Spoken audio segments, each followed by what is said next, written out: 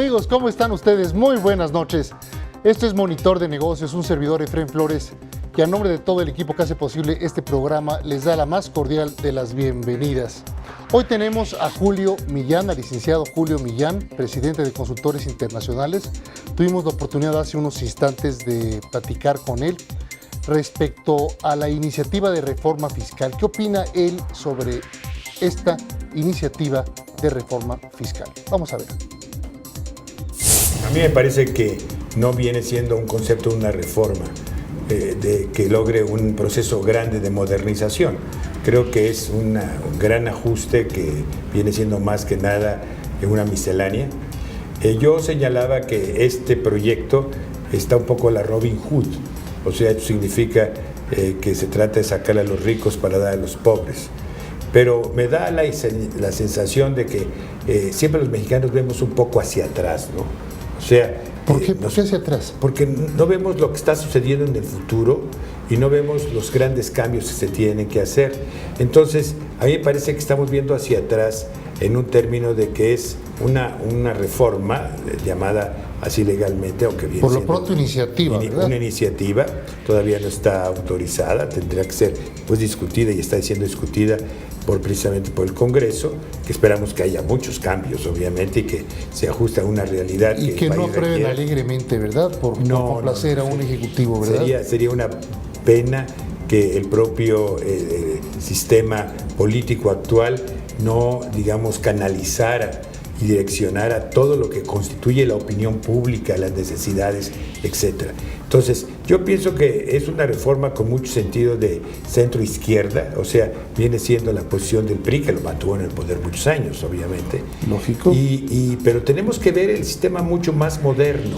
Entonces tenemos que manejar conceptos que son mucho más modernos y no tanto politizar el proceso económico. O sea, el proceso económico politizado tiene la gran desventaja de ser, digamos, retrógrada. O sea, regresamos hacia atrás. Eso lo he escuchado en repetidas ocasiones, que estamos cayendo en conceptos más políticos. Nos está ganando la política en la reforma fiscal. Fíjate, digamos, una reforma como debería ser de alto alcance, de alto aliento, por ejemplo, para los próximos 10, 15 años. Lo primero que tienes es que incorporar sustantivamente el impuesto al consumo.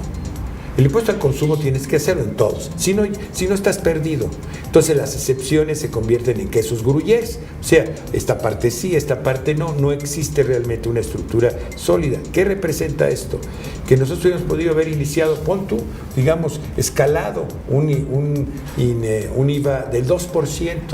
El 2%, alimentos y medicinas. Efectivamente, puedes compensarlo con todos los elementos, digamos, a la gente que menos ingreso tiene, lo puedes hacer. Y así irlo escalando a través de 2% cada año, hasta llegar a un porcentaje que sea razonable en 5 años, pon tú que sea el 10. ¿Moverías la tasa actual del IVA normal, general? No, yo creo que sí, yo creo que incluso la bajaría, en lugar del 16 sería yo el 13%. Y pondría el 2% incrementado. Si tú haces una cosa de estas, tu grado de captación aumenta sustantivamente porque eliminas todas las exenciones que tienen las cadenas. Claro, claro, eliminando todas las exenciones. Exactamente, entonces, me presentas una, digamos, circunstancia así, es una reforma, entonces yo te digo, sí, es moderno. Pero si me dices, no, mira, vamos a incrementar el impuesto sobre dividendos. Te digo, oye, perdón, pero yo ya pagué impuestos sobre los dividendos. O sea, yo ya los pagué. O sea, yo ya tengo derecho a distribuir los dividendos porque son impuestos que yo ya he pagado. Pero si los distribuyes, bueno, y si los dejo, entonces para reinversión estoy de acuerdo. Pero si los dejo para reinversión, para nuevo equipo, para impulsar la innovación. Yo necesito traer equipo en mi fábrica. Ok, no los voy a distribuir, voy a invertirlos en nuevo equipo para producir nuevos productos o incrementar mi capacidad. Pero es para empujar tu capacidad, sí, pero entonces vas a crear empleos a la larga. Exacto, pero tú entonces llegas a un punto y dices, muy bien, pero si tú inviertas actualmente hoy, si yo compro equipo, que ayuda mucho a la innovación, pues lo hago deducible. Pero ahora no. O sea, si distribuyes dividendos, te cargo el 10%. Pero además, si tú inviertes ese dinero en equipo nuevo, entonces se deprecia ya en un proceso diferente a 5 años. Tú no lo puedes usar el año que lo compras. Entonces, esto no ayuda en muchos lugares del mundo. Digamos, si tú compras equipo nuevo para innovación y eso, inviertes en capital fijo, o sea, lo que es bienes de capital, tienes muchas facilidades. Incluso cuando hay empresas que estamos iniciando en algún otro país inversiones, te dan todo tipo de facilidades fiscales.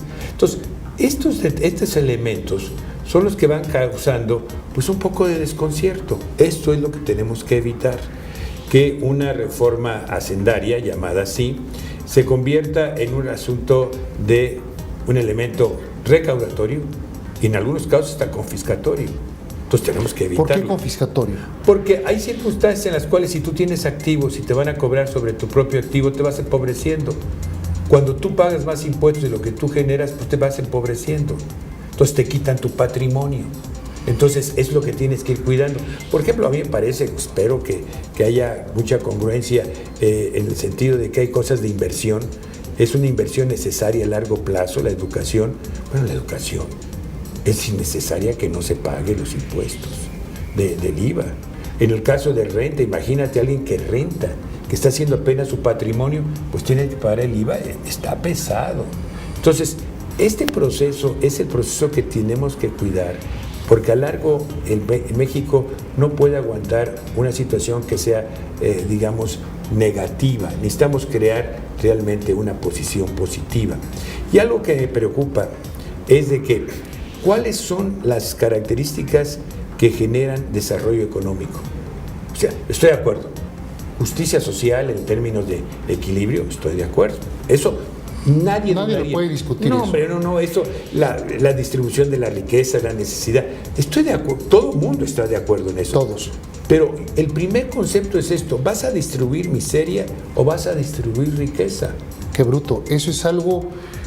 Te felicito porque lo estás diciendo, ¿no? Porque yo creo que todos lo decimos a la hora del cafecito, pero pocos se atreven a decirlo frente a las cámaras y los micrófonos, ¿no? Bueno, lo que pasa es, lo que necesitamos nosotros es generar riqueza, hacer de este país cada vez más fuerte y por mecanismos de equilibrio social, de distribución equitativa del ingreso. Entonces estoy de acuerdo, pero primero hagamos un pastelote grandote y luego hagamos las buenas distribuciones.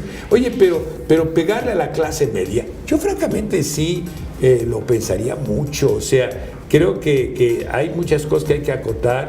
Sí creo que México merece una reforma, obviamente, una reforma hacendaria, junto con la reforma financiera, que son muy ligadas, sí, junto con la reforma energética, que es siamesa.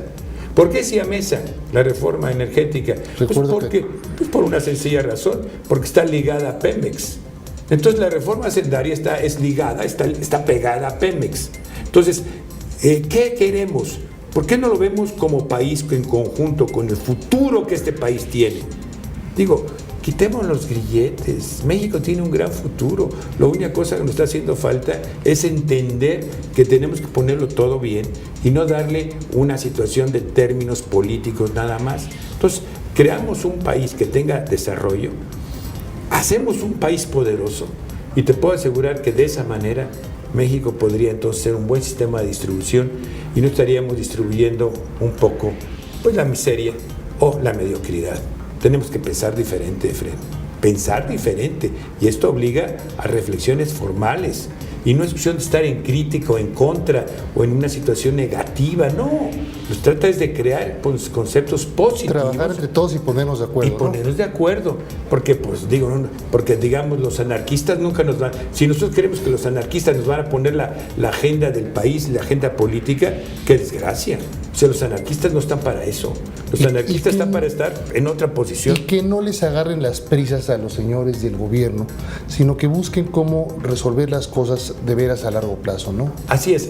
Aquí es un concepto de largo plazo. A veces tienes que esforzarte en el corto plazo. Viene la angustia de que tengo que lograr un déficit de tal nivel. Y yo creo, por ejemplo, el caso del déficit, y que para ese asunto, para terminar, está relacionado con el presupuesto que se tiene para el 2014.